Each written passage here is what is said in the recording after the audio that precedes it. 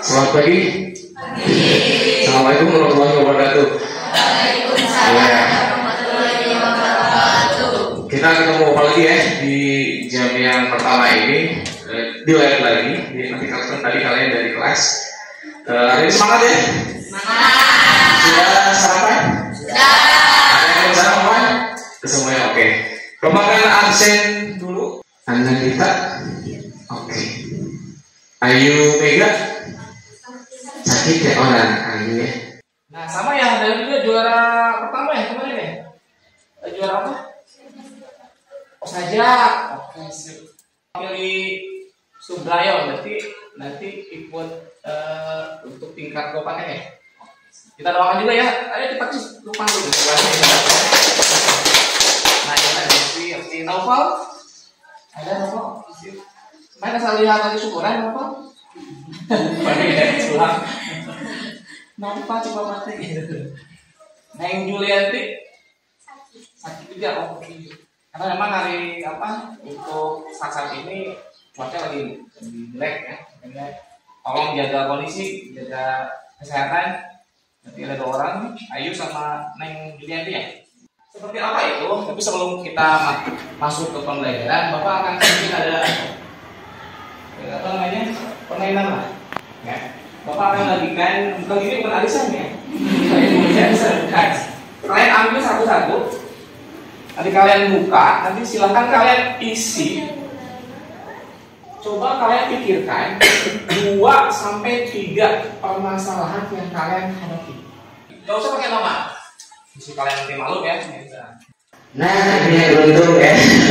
Tenang nggak ada ya. Jadi kak teman kalian tidak akan tahu ini punya semua. Yang kita akan bahas, coba kita lihat yang pertama.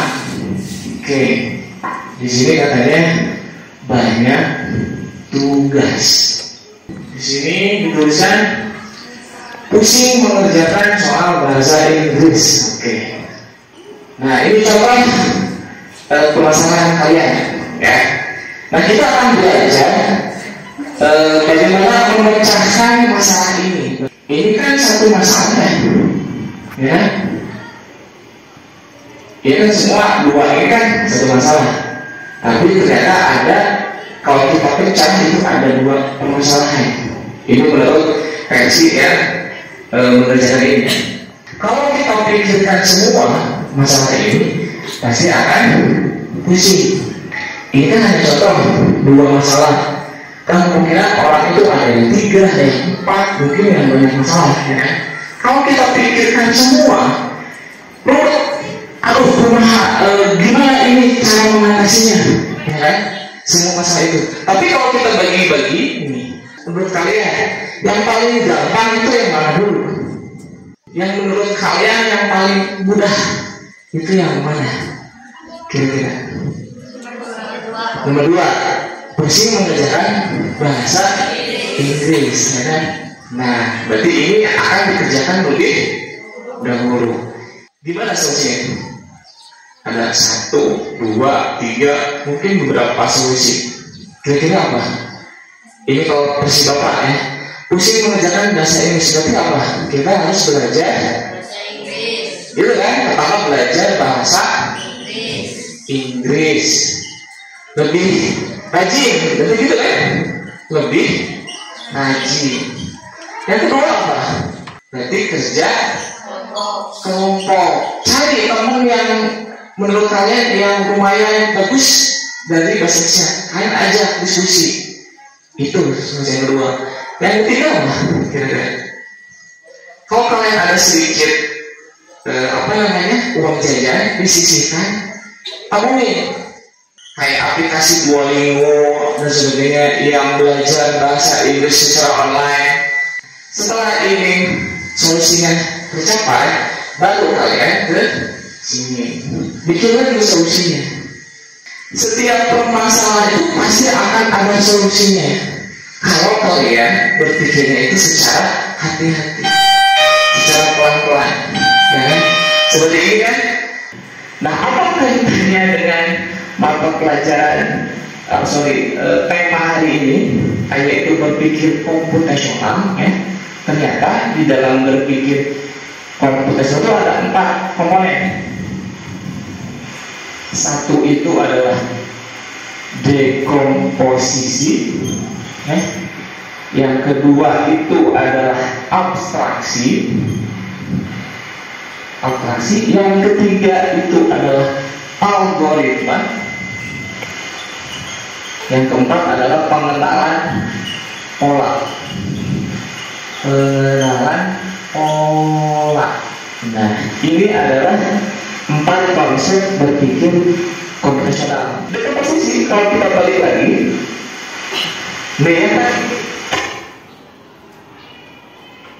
yang tadi Bapak bilang, ketika kalian ada satu masalah yang sangat banyak, mau 2, mau 3, maupun ya sebanyak yang kalian punya lah masalah, kalian jangan pikirkan semua, tapi dipecah-pecah. Seperti ini, ada 1, ada 2, ada 3. Nah, itu yang namanya disebut dengan dekomposisi. Ya. Jadi apa? Ini itu adalah proses memecah, ya. Memecah atau membagi, ya. Membagi masalah menjadi lebih kecil. Ya. Tadi kalian praktekkan antara masalah 1 dan masalah 2, kalian pilih mana yang paling gampang. Tadi kan setuju ya, nomor 2. Nah, berarti ini, masalah saya itu abstraksinya ini. Secara garis besar, saya itu pusing mengajarkan bahasa Inggris. Ya, berarti ini yang akan menjadi abstraksi kalian. Jadi bisa disebutkan bahwa abstraksi itu adalah itu memilih sama atau yang lebih mudah. Bapak nggak jelas ya? Kayak dokter ya? Nanti lah Bapak kasih ininya ya. Yang jelas kalian pahami dulu aja. Terus yang ketiga apa? Algoritma. Apa itu algoritma? Kalau kita balik lagi ke yang tadi, nih solusi ini nih. Pertama, untuk masalah pusing mengerjakan bahasa Inggris, 1 itu adalah belajar bahasa Inggris lebih rajin. 1 itu yang pertama. Kedua apa? Kerja kelompok dengan teman yang lebih jago. 2. Yang ketiga apa? Beli kamus atau les online. Itu kan langkah-langkah penyelesaian masalah. Nah, langkah-langkah itulah yang disebut dengan algoritma kalau di dalam berpikir komputasional. Ya. Yang terakhir apa? Pengenalan pola. Nah ini, ya, kalau kalian lihat dari semua masalah yang tadi kalian share Bapak ini, pasti ada yang mirip, benar nggak? Kira-kira ada nggak yang sama tadi masalahnya? Banyak tugas, ada nggak? Ada kan? Solusi yang ini, yang banyak tugas ini, itu bisa diaplikasikan ke masalah yang lain, yang mirip. Contoh, Radita, ya kan? Misalkan contoh nih punya masalah sama nih banyak tugas. Terus Verina sama banyak tugas. Ketika Radita tahu solusinya seperti ini, itu bisa diterapkan kepada Verina karena hampir sama masalahnya. Nah, itulah yang disebut dengan pengenalan pola di dalam berpikir komputasional, ya. Jadi kalian pahami aja dulu, ya. Karena Bapak menekankan belajar itu bukan hanya catat, tapi kalian memahami. Ya, kalau soal catatan kan bisa di copy dan sebagainya. Jadi semua ini kira-kira menurut kalian itu apa arti dari berpikir komputasional? Nah, menurut kalian itu apa? Setelah tahu bahwa ada 4 komponen, ada dekomposisi, ada abstraksi, ada algoritma, ada pengenalan pola. Kira-kira apa? Apa sih berpikir komputasional itu?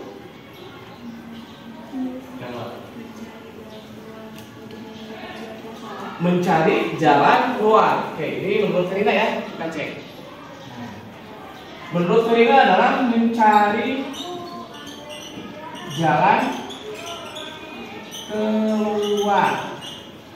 Kan? Ada lagi? Kira-kira? Mencari solusi.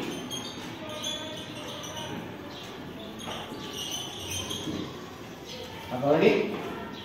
Kira-kira kalau kalian lihat dari sini, oke, dekomposisi memecah masalah, abstraksi memilih masalah yang lebih mudah, ya kan?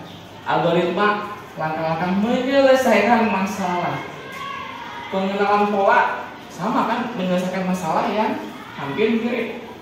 Hampir semua itu adalah menyelesaikan masalah. Berarti benar kata Ferdinand bahwa berpikir komputasional itu sebetulnya adalah mencari jalan keluar, mencari solusi, atau bahasa kerennya itu problem solving. Nah, ya. Jadi kita hari ini sebetulnya akan belajar bagaimana cara kalian untuk mengatasi rintangan atau masalah. Memakai prinsip 4 komponen tadi. Dekomposisi, abstraksi, terus nah itu bisa diterapkan di berbagai aspek. Jadi bukan hanya untuk karena kita sekarang lagi belajar matematika, ya diterapkan di sini, tidak. Kalian pun kalau punya masalah bisa diterapkan dengan 4 prinsip. Lebih detail kita akan coba lihat ini ya di video. Karena apa? Tujuan pembelajaran hari ini apa? Kita akan menerapkan berpikir komputasional di dalam kehidupan sehari-hari. Nah, itu tujuan pembelajaran ini. Karena memang berpikir komputasional ini emang untuk diterapkan semua aspek hidup. Kita akan coba lihat dulu ya. Ada satu video tentang berpikir komputasional. Sekarang coba kalian lihat dulu video ini. Computational thinking. What is it, and why is it so important? Let's start by looking at the what. Decomposition is about breaking a difficult problem into pieces. Pattern recognition is about spotting what different problems have in common and using what's worked before to help you out again. Third, abstraction. Abstraction is all about focusing on the details that matter while ignoring the ones that don't. By applying abstraction, we can cut through fluff to get to the heart of the matter. Finally, algorithmic thinking. Algorithm is really just a big word for a set of rules. So algorithmic thinking is basically when you generate a series of simple steps that anyone can follow to solve a problem. Now, let's bring everyone together with a simple... Kalian simpulkan kira-kira sama ya? Tadi kan pemecahan masalah, cuma kan tadi lebih kompleks lagi. Ternyata berpikir komputasional itu bisa diterapkan kita untuk ngasih perintah kepada komputer. Kan namanya komputer kan benda mati ya, dia itu akan lebih optimal kalau kita ngasih perintah yang lebih optimal lagi gitu ya. Nanti bisa akan membantu, mungkin nanti nggak akan ada yang punya penyakit kanker, ini kan kalau lihat ya. Terus bisa menembus cakrawala dan sebagainya. Itu kan bantuan pakai komputer ya. Cuma kan komputer nggak bisa langsung ngasih ide, kan kita yang ngasih perintahnya. Nah itulah dalam berprinsip berpikir komputasional, kehidupan kita akan menjadi lebih baik ke depannya. Bapak minta kursinya biar lebih enak, kita pinggirkan dulu ke sisi. Nanti kalian tolong bagi menjadi 4 kelompok. Kelompok kalian tahu hasil dari kalian, nanti penilaiannya kurang lebih menarik. Ya. Jadi intinya adalah setiap kelompok tidak boleh mengetahui isi dari kelompok yang lain. Ini kelompok 1 ya. Ini FAPD-nya. Kelompok 2. Nah, di situ kalian akan mencoba membuat suatu algoritma dari suatu gambar. Oke? Nah, ini gambarnya. Nah, ini jangan sampai terlihat oleh kelompok ya. Ya, kali itu memecah. Nah, gambar di sini kalian coba lihat. Silakan dekomposisi gambar yang Anda dapatkan. Diskusikan menjadi bentuk gambar apa saja. Setelah itu abstraksi. Menurut kalian atau menurut kelompok kalian, kira-kira gambar mana yang paling gampang atau yang paling yang paling kalian buat apa? Yang paling gampang dibuat? Putuskan. Berarti bentuk ini. Gitu kan? Nah, baru di algoritma yang kalian membuat langkah-langkah membuat gambar tersebut. Itu gimana kalian?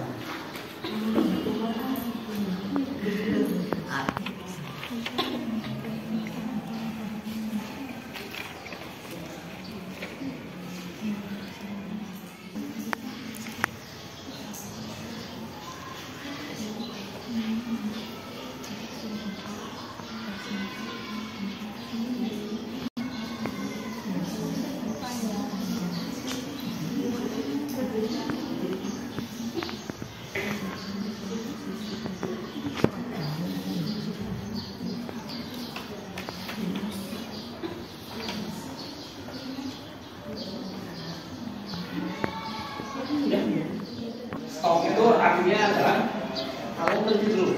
Bukan pusing ya, berhenti dulu. Stop. Kayaknya adalah take a break. Ambil nafas dalam-dalam. Betul ya kan? Ya tenang. Terus apa? Oh, observe. Namanya observe atau observasi. Kalian pikirkan dulu sejenak. Observasi. Terus yang ketiga apa? P. Proceed. Kalau udah beres tenang, lanjutkan lagi. Selalu pasti bisa. Ya, kalau kalian lagi pusing kayak gini.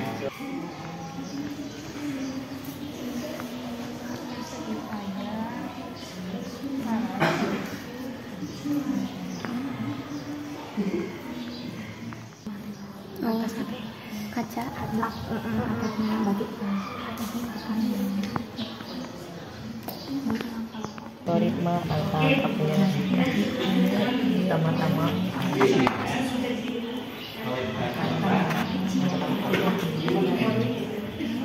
Oke, sekarang KKPD kedua ya. Nah, ini yang seterusnya nih. Silahkan isi dulu nama kelompoknya. Nah, apa katanya? Sudah buat gambar ya? Menurut algoritma. Nah, Bapak akan bagikan yang tadi kalian kerjakan. Yang algoritma satu kan satu ya.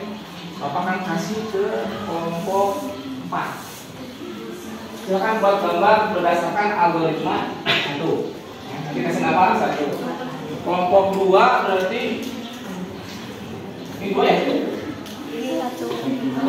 Oke, satu berarti sama kelompok ini. Algoritma 2. Silakan kalian buat gambar menurut algoritma yang ditulis di sana.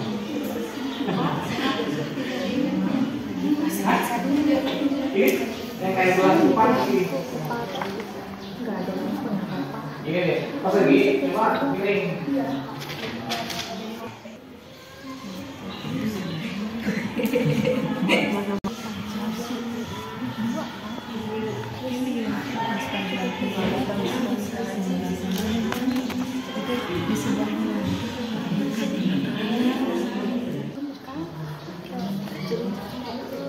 Nanti akan dicek gambar aslinya nanti. Ya seperti itu. Salah? Hapus, oh tak ada ini.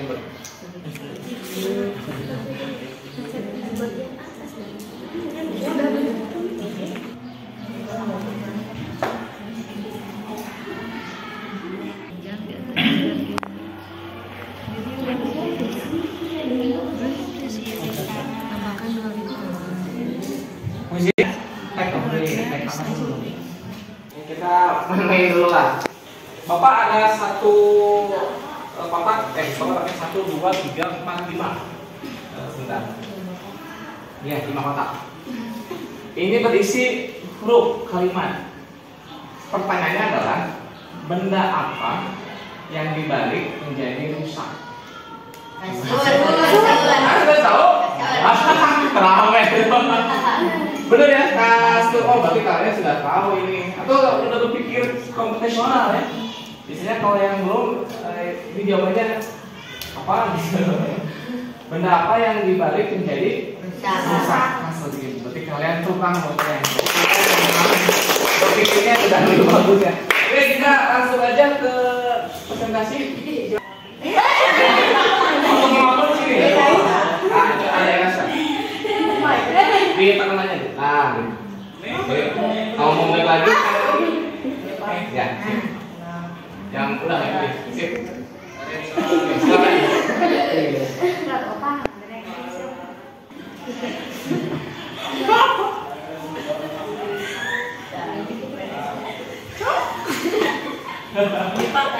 Sudah, makanya berdasarkan kenapa? Sebelum gambarnya.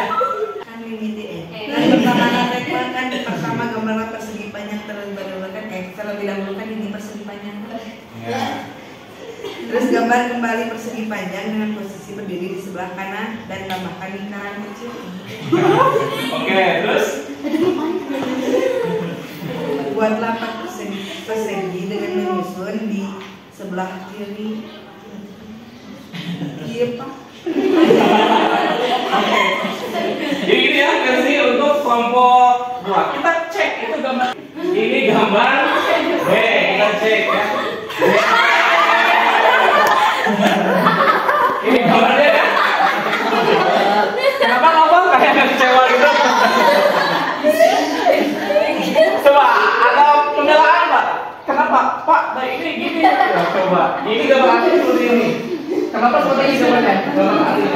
Pas persegi panjang.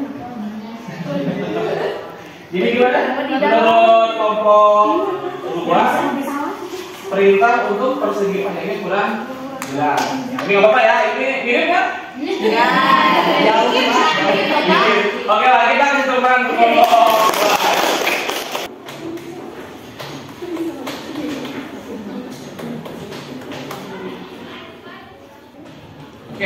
Oke, coba jelasin kenapa gambarnya seperti itu. Nah, di sini algoritmanya membuat lingkaran di bagian atas.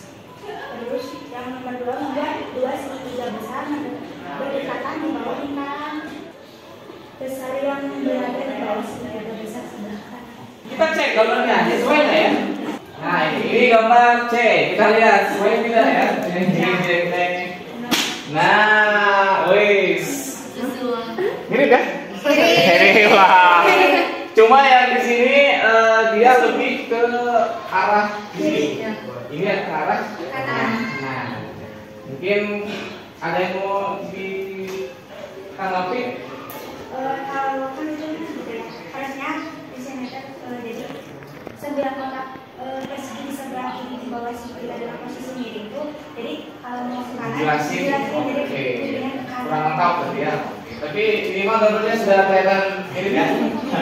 Berarti kelompok 3 sepertinya sudah membuat instruksi algoritma dengan jelas. Yang tadi kelompoknya 1 entah algoritmanya yang jelas atau mungkin jelas.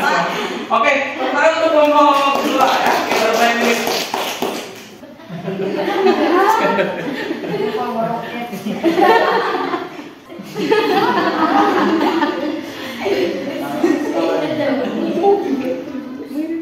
Wah, bikin apa nih? Transformer deh kayaknya. Optimus Prime gitu ya. Sudah, coba jelaskan kelompok 3. Kenapa gambar seperti itu? Algoritma pertama adalah buat persegi panjang yang cukup besar. Kemudian gambarlah persegi yang tidak terlalu besar tujuannya dan tambahkan persegi dan segitiga siku-siku yang kecil di tengah-tengah persegi sebelah. Oke, kita lihat gambar aslinya ya. Nah, ini ya gambar aslinya nih. Tapi lumayan gitu ya. Cuman kenapa di sini ada penambahan rodanya ada kuat sekarang? Ada tanggapan coba? Tambahin 2 lingkaran di sebelah kiri sama kanan. Jadi Oke. tidak ada dua-duanya. Berarti ada sedikit kurang jelas ya dari cuma ada penambahan roda 2. Oke, tepuk tangan untuk kelompok 3 ya. Oke.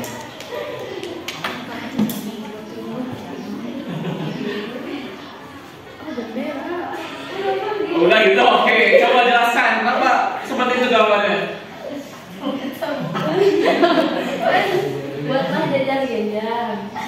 Terus buatlah persegi panjang di atas jajar-jajar. Segera di atas yang merah. Oke, gitu ya. Oke, kita cek gambar aslinya. Jreng jreng jreng jreng. Nah, ini gambar aslinya. Kan perahu. Ada yang mau tanggapi? Pak ada itu. Nggak sabar. Gimana? Kenapa? Nah, jajar-jajar harusnya. Oke, berarti ada kesalahan tadi. Oke, terus sekarang untuk kelompok 4 ya. Gue ya yang bikin sawah itu kan. Itu mungkin 2 faktor. 1 algoritma jelas, berarti kemungkinan kelompok 3 yang ngasih instruksinya jelas, ya kan? Makanya ditanggapi oleh kelompok 2 dengan sangat baik. Murada yang sedikit. Ini kelompok terakhir kemungkinan 2 faktor. Pertama, algoritmanya nggak jelas tadi kan. Dari kelompok sini ya. Tidak apa-apa, tapi minimal kalian sekarang tahu. Tadi kaitnya dengan video, ya kan? Komputer itu dia akan boring, bosan kalau memang tidak diisi dengan instruksi yang jelas. Tapi kalau instruksinya kita jelas, mungkin bisa bermanfaat untuk apa namanya? Nanti kantornya jadi nggak ada dan sebagainya. Ya. Jadi yang nentuin suatu solusi itu berhasil atau tidak, kalian sendiri. Itu kuncinya. Ya. So di sini ada yang ditanyakan tentang tema berpikir komputasional. Paham ya? Harus di gambaran ya.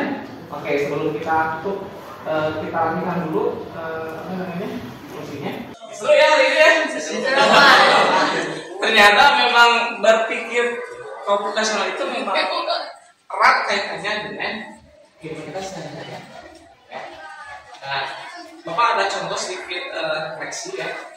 Cuma nanti kalau kalian sudah beres pembelajaran ini, kalian tuliskan kira-kira menurut kalian apa itu dekomposisi, apa itu abstraksi, apa itu algoritma. Yang terakhir, itu menurut kalian masing-masing kuliah sudah. Itu jadikan patokan hidup dan patokan untuk menjadi satu cara untuk menyelesaikan suatu masalah apapun. Dalam agama pun sebetulnya ya, kalau Bapak telaah ya, kan cuma muslim kan? Muslim ya, oke kita Bapak muslim lah.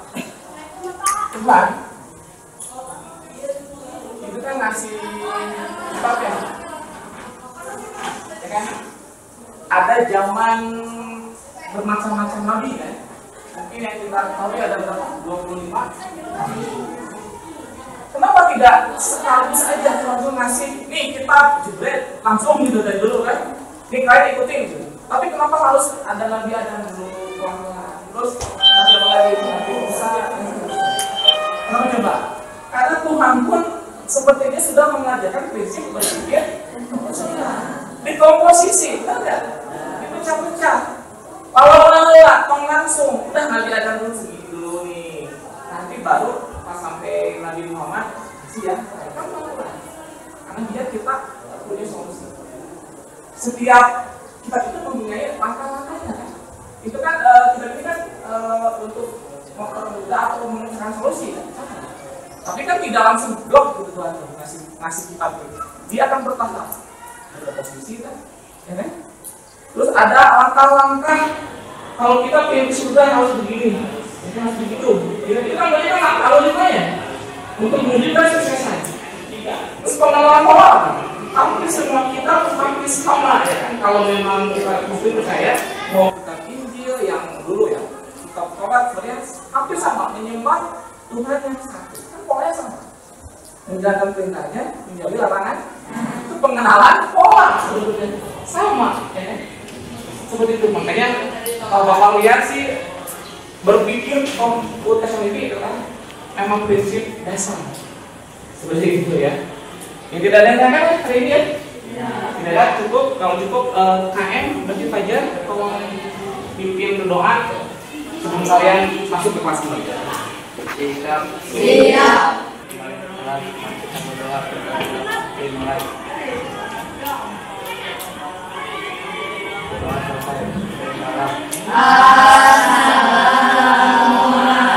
Assalamualaikum warahmatullahi wabarakatuh. Waalaikumsalam warahmatullahi wabarakatuh. Yang pertama keluar dulu, sekarang